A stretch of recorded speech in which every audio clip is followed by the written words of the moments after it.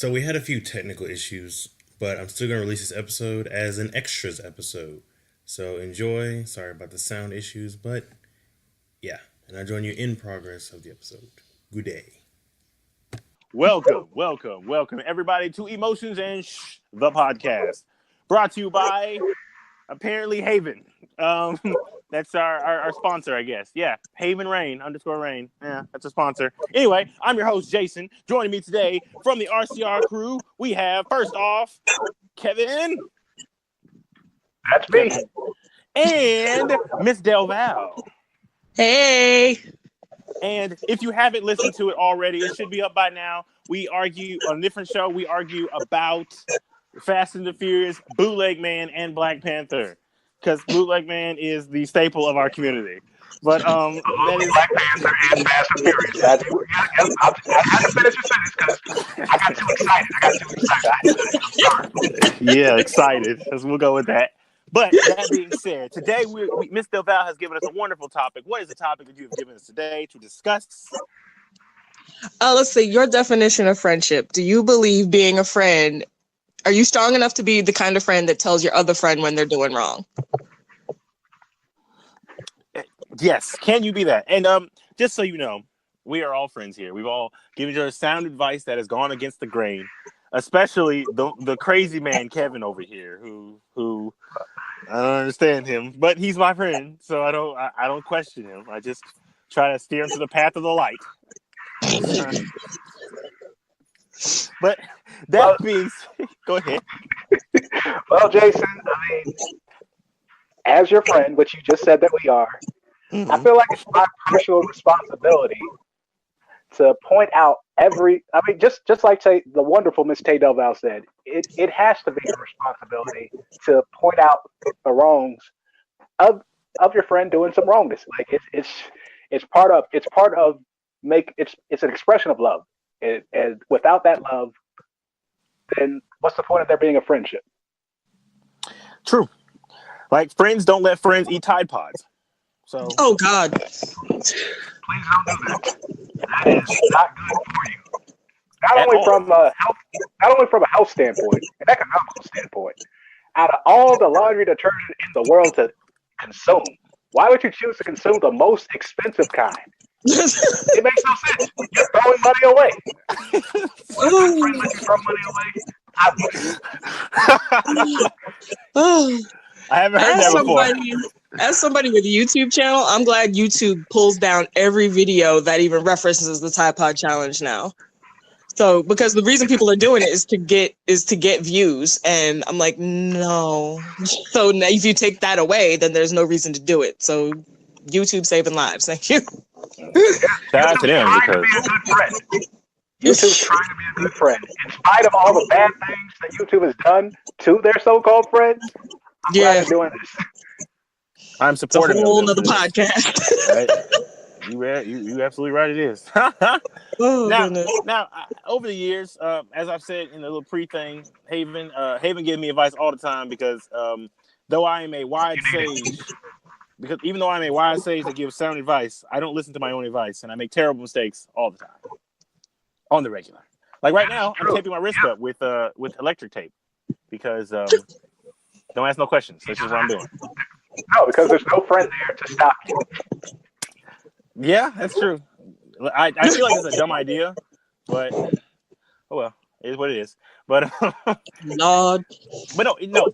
In all seriousness, though, yeah, you do need friends that actually do that for you because, like, Taye, me and Taye, we give each other advice from time to time. We're like, hey, how's life going? My life is going good. So let me tell you this story, and we try to pass some information back and forth. Mm-hmm. Mm-hmm. Hey, don't do that crazy thing. Don't do that. Definitely don't do that one thing. And as Kevin can tell you, I make that mistake on a regular, normal, almost daily basis. When it comes to love or friendship or just about any topic there is. Mm-hmm. Like, it's to the point where friends they're like, that's just Jason. What is that supposed to mean? What? Like, because, like, for example, I got a question for you guys. So is there a limit to how much that you can, like, correct your friend? Like, do you just always, like, let's say you have a friend that always does dumb things. Do you just, like, do you draw it back and only critique them sometimes, or do you do it every time they mess up? Ooh, I know how I am, and I'm the type where I pick my battles. Like if it's something that I'm willing to, I have to decide if this is the hill I'm willing to die on. Like if this is something that I'm willing to end the friendship over because I know that this person is just going to continually hurt themselves, then I'm gonna go for it. Or if you just know that they're not going to listen to you no matter what you say, you may just be like, you know what, vaya con Dios. It's your journey. Like, case in point, my best friend is a diabetic. He's a type 2 diabetic. Okay. And he's a heavier dude. And we always, as you know, if you follow me on Facebook or Twitter now, that I've been working out. Especially since my mom passed, because I need the endorphin boost to keep myself from sinking back into a depression. And he said, "Oh, I want to go back to the gym." And I was like, "Okay, cool. We can join like Blink or Planet Fitness. That's only $20 a month, and you can go as many times as you want. So why don't we just do this together?" And then I asked him about it because this was a few weeks ago, and he's just like, "Yeah, I thought about it, but then I've got all this work to do and I just don't have time." And then every time we go out to eat, he'll order like the fattiest, sweetest, I'm going to drink this soda. And I'm like, "Sir." So that's my point where it's like, am I going to get on him? Because I know he knows that he's doing wrong. Because he's one of those, I deserve to eat this because I had a hard day. I'm like, but your health though.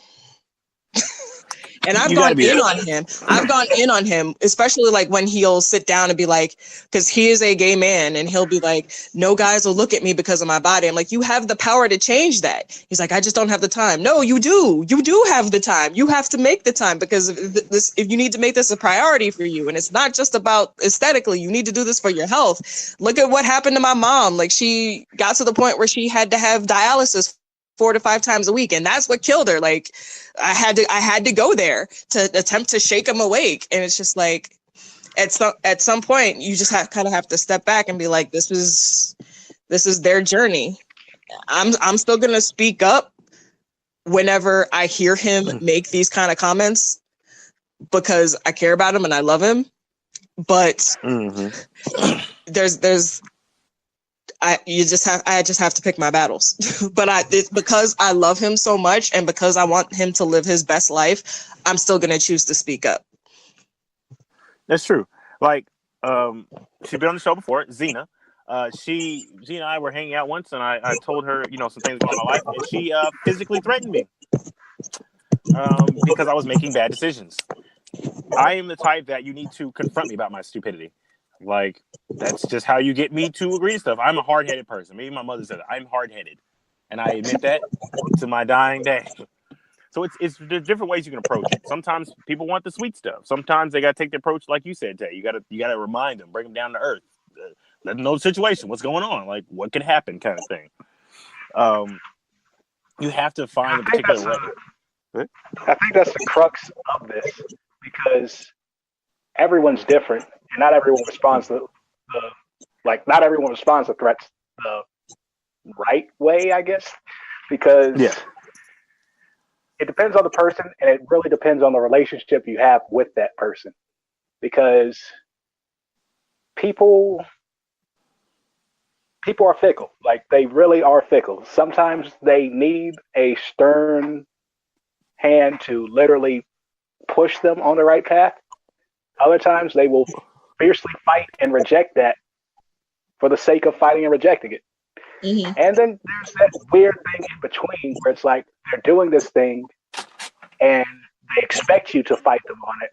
And that's the thing that they're actually looking for, to like justify in their mind that they are a terrible person. So it's a weird feedback loop. They know they're doing something bad, and you responding to them saying this is a bad thing, and you fighting against them saying that it's a bad thing, reinforces in their mind that they're a bad person making bad decisions. And because they're making bad decisions, that makes them a bad person. So they got to keep on making these bad decisions. Like, it's real tricky.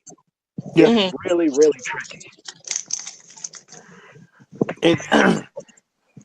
Go ahead. And like, I want to go on and also point out that sometimes people are super well intentioned. Like they're super well intentioned. They have all the love and care about you, and they tell you these things to, because they honestly believe in their heart that this is the thing that you need. This is the thing that's going to make your life better. But they can be wrong too. So as a person on the receiving end, it can really turn into a battle of, I know what I'm doing, and I understand you think that what I'm doing is wrong for me, but you don't have the perspective that I do about my life. So your good-hearted, well-intentioned advice is really just another added piece of, stress and worry that I have to go through, in addition to the thing that I'm doing to either cope with what I'm going through or help me move through. I mean, like, I'm cautious. I'm real cautious to say that you have to be the person to give tough love to the people that you love, because that advice is good for the people that need it, but it's only good if you know that they need it, and if you know that that's the type of relationship you have. Right. Like me and Jason, we've gone back since like middle school. Yep. And I feel like we know each other. I feel like we've known each other well enough to know exactly. Because, like, I don't know. I feel like Jason's helped me become more self-aware of myself. I don't know if I made him become more self-aware of himself, but like, You have. The fact that whenever I make a decision, I can literally hear his voice in my head. I think this means he's made an impact on my life some kind of way. So when I make these decisions, like, I'll literally be arguing with that astral mental projection of you in my head. Be like, okay, so because I just know you so well. It's like, yeah, okay, that may not work, and we should probably come up with something else. Like, that bond works so well for us because we know so much about each other. We know where we're coming from, and we know the game we're playing. But for, like, say that you're a child, you're a little on the hefty side, your mother or your father or whoever parent, guardian influencing your life is like, I understand you're on the hefty side. I'm trying to help you, rear yourself towards a healthier lifestyle. You need to get out more, you need to exercise more, all that kind of stuff. Which, is good advice, but that also, like, there's a point where that becomes more of an obstacle and not so much as a helpful thing. Because I mean, it's real easy to cross that line if you don't already know where you two stand. That's all I'm saying. Right. It really is. Like, no, I mean, you guys are absolutely right. Because I got nothing against any of that, which is surprising because I always have something against everything. But anyway, I just want to point out that before I said any of that, I argued in my head against what you would have said. So you have a secret power you didn't tell me. It's called empathy. Oh gosh, that means the feelings and emotions. We don't do emotion on this show, man. That's how it works. Just the other thing. But no, you're right though, because and as I'm going up, I'm getting new friends. Not nothing against friends I already have, but it gives you new experiences. Friends are supposed to give you new experiences, new outlooks. I got friends that have traveled the world. I got friends who ain't never left their house. I got friends with like 3 kids. I got friends with no kids. So it's just different experiences, different outlooks, and they all have their own wisdom they can bestow upon me, and more something I can give to them. It's part of the growing process. But no, like you said earlier, it's different styles. I know friends you need to say nice, sweet, uplifting things to them because they can't take tough love. I got other friends who only accept tough love. Haven only accepts tough love, and she only dishes out tough love.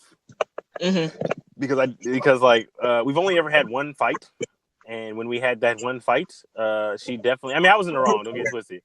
And I won't just tell the details, but she talked smack to me for at least 2 days, at least 2-3 days, and I deserved every bit of it. When I mess up tremendously. I'm an overachiever in messing up. But she straightened my path. She let me know, hey, you messed up, but it's okay because I knew you didn't do it on purpose. But you have to learn that what you did was very stupid. Mm-hmm. And that's good though. Like the point of friends is to learn the lessons, to grow, to evolve. Because without other people in your life, you only have your perspective, and it's gonna stunt your growth. That's just the fact. Mm-hmm. Mm-hmm. Sad. So I've got a question for y'all then. Okay. My question for you is, do you think you have improved the lives of people that you've been around by telling them the truth? I like to think so. Actually, the minute you asked that question, there's something came to my mind, and it actually makes me really sad. I don't know, Jason, if I told you this story before. So when my boyfriend and I were in our old hometown, we went to karaoke with a bunch of his friends. And one of his friends, because my boyfriend had been married before, one of his friends was thinking about that because his girlfriend and he had just moved in together, and he was like, she's starting to drop hints. But he's like, but I don't think I'm ready yet. And because my boyfriend is a little bit iffy on that, considering what he went through with his ex, he really didn't have much to say. But I was like, can I interject? No, mind. This is my first time meeting this guy. And I was like, do you think you're not ready to marry her, or do you think you're just not ready for marriage, period? And he's like, well, I think I'm not ready for marriage, period, because I'm not where I want to be in my career. And, you know, I want to lose weight and get back to being healthy. And then that'll give me more energy to pursue my career harder and all of these things. And he wanted to work on his life before bringing somebody else in. And I told him, I was like, that's the right way to go about it. Because if you're not happy in your life, then that's going to spill over into your relationship, and you're going to end up making your partner miserable. And like the way his eyes brightened, because it's like nobody had told him that before. The sad part is, like, after we had that heart-to-heart, a few weeks later, I found out that he had passed on. He had died from a heart attack because he was a heavy dude. Mm-hmm.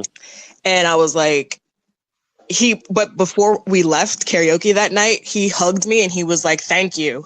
I really appreciate you taking the time to talk to me, and I'm going to follow your advice. And just like, it seemed like he had hope. And that's why when he died, it hurt me, even though I had only known him for like 4 hours, because it was like, no, he wanted to get his life together. We promised each other we would check in on each other. He was going to work. No, but the fact that it seemed to have an immediate effect on him and his outlook, that was inspiring and gratifying for me. So even though I haven't gotten to see the full extent of that, I would like to think that if I've done that for him, then I've done that for other people. You know, I can't. I agree 100%. Like you and Kevin, what do you think? See, I'm an oddball in the sense that my goal in life is to make as little ripples as I possibly can. Like, I want to fly under the radar. I want no one to know that I even exist outside of.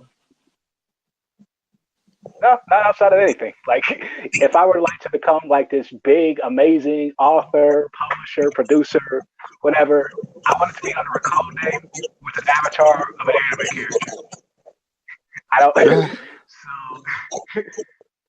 So when it comes to me thinking that I've made a difference in people's lives, I may have, if they let me, but I'm not really going out looking for that, because that's kind of the thing that I'm running away from, and which definitely says something more about me than anyone else. Like, I'm not going to front on that, but I don't know. It's a weird thing. Yeah, two different ends of the spectrum. For the record, you have impacted at least my life. I can speak for that. I can vouch for that because in a positive way. Oh well. You well enough that I know I'm not surprised by the answer. You were like, eh. I'm like, he's gonna just shrug it off. I know he is. But I think that's to me that's the key of life. Life really and honestly is just you trying to improve that of other people around you, improve their situation, improve how they, mature and whatnot. I mean, like, people look to other people for when they're at their lowest moments.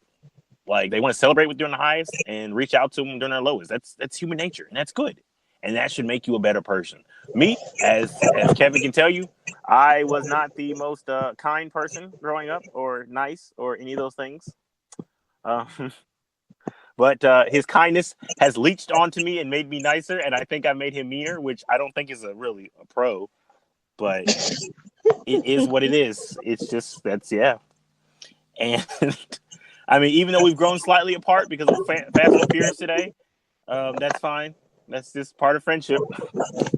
I just know my friend got weird tastes. That's all. Oh yeah, part of the community. Okay, that's what you. That's your horse. It's the hill. You're like, as Taye said, it's the hill you're gonna die on. All right. But no, it's in all honesty, yes, it's true. It's true. Friends are supposed to make you a better person. Taye, you made me a better person. Kevin, you do too. Haven, yes, you do too. I'll be nice. Special shout out to Van. Van is like a cool dude. Like, he may be listening to this. Van's a cool dude. Justin, you're a cool dude. And both Justins with the Y and an I, because you guys are there for me pretty much daily. You guys are awesome. But I had to make that shout out because I'm gonna be a nicer person. And that's my goal. Help me be a nicer person, people. That's my goal. Help me. Help me. All this emotional stuff. I know it's weird, but I mean, that's honestly the friends thing is kind of why we started the show, because like it would start to like a bunch of friends sitting around talking, growing with each other. That's pretty much the premise of this show. We really think about it. Yeah, it's kind of in the title. Yeah, and emotions and stuff. And I'm happy to be back.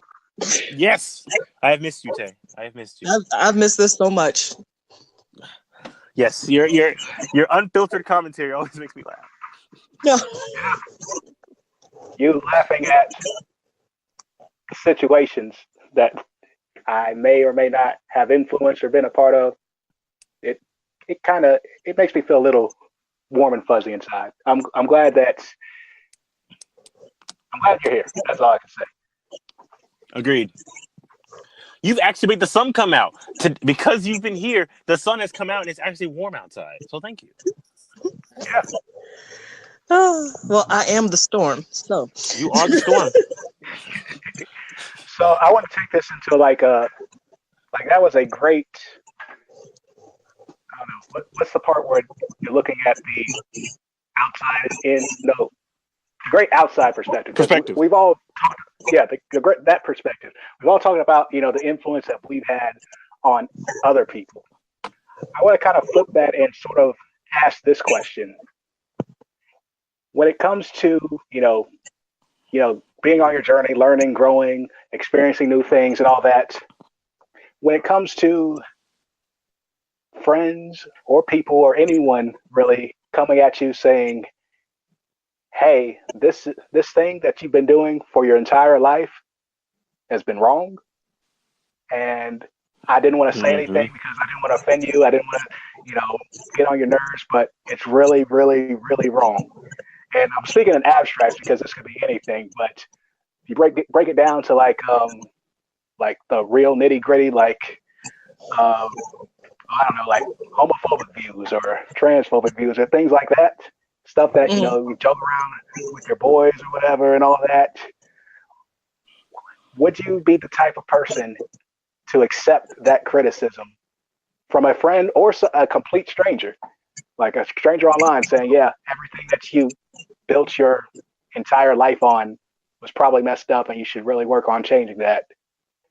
Would you say that you're in the place now to at least look at look at that? Like, could you give yourself that chance to critique yourself after it's been brought to your attention? Definitely. I can. Yeah. Especially strangers, I still take with a grain of salt, but friends, I can take that criticism. You can flip my whole world upside down. As long as you make some sense, I'm gonna listen. Mm-hmm. And I've been in that place. Like you can I've tell. been in that place. Oh, you have? Yeah. Oh, go on. I'm just full of stories today. One more time, my best friend. He, like I said, he is a homosexual man, and I was one of those people back in the day where I used problematic language. I was the type of person who would say that's gay when I mean that's stupid or that's idiotic or whatever. Mm-hmm. And he never said anything directly to me until he was talking to me about a conversation he had with his brother, because he heard his brother say it. And I guess that it had just built up in him so much that he finally had to say something, because he was like, why do you say that? And he was like, well, he's like, I don't mean it that way. When I say that's gay, I mean that's stupid. He's like, so you're equating gayness with stupidity. And he expressed through that story how much hearing that hurt him. Mm-hmm. And I had to sit back and go, I have said this in his company. And I thought because he didn't say anything that he didn't have a problem with it, or that he knew how I meant it. So I had to say, I'm sorry. And from that day, I've never used that phrase. I've checked other people who have said that, because I'm like, I refuse to continue hurting my friend and my other LGBTQIA friends by using this language.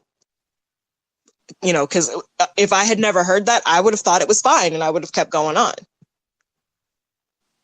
And I've been on the other side where I've told someone, listen, what you're saying is problematic. And I'm not going to tell you how to speak, but I need you to think about what you're saying. And the results have been varied, where they've accepted it or not. But I've been in that place where somebody close to me has checked me indirectly, but I know there was a reason he told me that. So I'm always open to somebody saying, no. let's think about why. Here's why this is a problem. Yeah. No. Oh, okay. Go on. I'm listening. Yeah, I mean, but no, I that's basically what I'm getting at. Like, it really does, because you can go about, just language is a part of your surroundings. It's how you grew up. Everyone knows what everyone means because they're all in that same community. But having that outside perspective of someone that was also in that community, like you said, that was your friend, and you've been around them for I'm assuming a while. Yeah. So it's real interesting when that speaking up happens, and I think it definitely does make a difference if you know that person. But because that person, you can actually see the effects of it because you've seen that person for a good bit of your life. Mm-hmm. So that's true. Yeah, and I don't know whether. I mean, that's just how it is. But I kind of get upset that it does take someone that you actually know to make the light bulb go off. And I'm speaking about, not just you, but like everyone, myself included. Like, I don't know. It seems like you can give advice, you can receive advice, and it'd be the same advice all the way around. Everyone's saying this is wrong. Oh, this is good. You should strive for this, whatever. But until you actually respect where that's coming from, you don't even bother to listen to it. And I hate that that's the way it is, but that is how it is. I mean, that's why allies for certain communities are so important, because somebody outside of the community that you're trying to teach is more likely to listen to somebody that what's the word I'm looking for? identify with than somebody from in the community that's screaming, hey, this is wrong. Yeah. Which you're right, it shouldn't be that way, but for some reason but I think because we all still identify with our tribes and we're very clan tribe driven culture. So when somebody on the outside says this is wrong, we kind of push it away. But when somebody on the inside that's close to us goes, hey, rethink this, we're more inclined to listen. Yeah. Yeah. Because I'm the same way. Like, I've been guilty of that. If someone on the outside is like, they'll tell me, well, this is how this should work. I'm like, no, I don't know about that. You really don't know what you're talking about, so I'm not listening to you. And that's because they're not a part in that group. I assume they don't know what they're talking about because they're not part of the group that I'm in. And we do need to move away from that kind of mentality because that's just shutting out a bunch of information that can actually help us grow. Man. Y'all been teaching me stuff, man. What's up with y'all? What's this what the plan was? To teach me stuff? Yep. I figured that, the end goal always. What did he say? I said the end goal is Fast and Furious. Once I open your eyes to the beauty of that franchise, I can say my work is done. Trash. That will be my crowning life achievement. Trash. Notice where you are right now in this moment. Shaking my on head. This particular day of the week, this hour, this minute, this second. And in 10 years, when Fast and Furious 21 hit in the theaters. By that Better time, not be there. By that time, they'll probably cross over with Marvel. By that time, they'll probably be owned by Marvel and Disney. Oh, Star Wars characters in it. Then you will fully, truly appreciate how good. So they can drive really fast in space? Oh, God damn. That's the next frontier. Leave my frontiers alone. Oh. You'll see. That's why. I need that on a shirt. Leave my frontiers alone. Leave my frontiers alone. Yep. Oh, man. Well, on that note, where can we find you, Miss Taye? You can find me on YouTube. My channel is called Journey of a Grown Geek Girl. On Twitter, you can find me at Grown Geek Girl. I'm most active on Twitter, so find me and follow. And Kevin, where can we find you? Just repping the RCR Reviews crew. Finding us on Twitter at RCR Review, SoundCloud for the podcast, iTunes for the podcast. Like, subscribe, follow, Facebook, and pretty much everywhere you can find social media.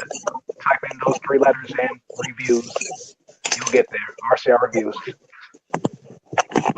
Yep. And I am here from Emotions and You can find us on Twitter, Instagram, anywhere you want to find us, and any place that has audio. We're the Emotions and podcast.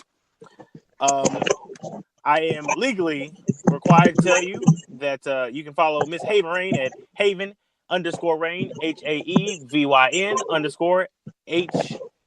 _HEY. Oh, REYHNE. Oh, sorry. My brain skipped. Oh, that's bad. My brain skipped. Oh, that's bad. She goes, yeah. But you can find us there. And that being said, this has been a talk about friendship. That's why I'm going to name the episode a talk about friendship. So this is Jason, and I'm out. Yep. Brought to you by TLC. What about your friends?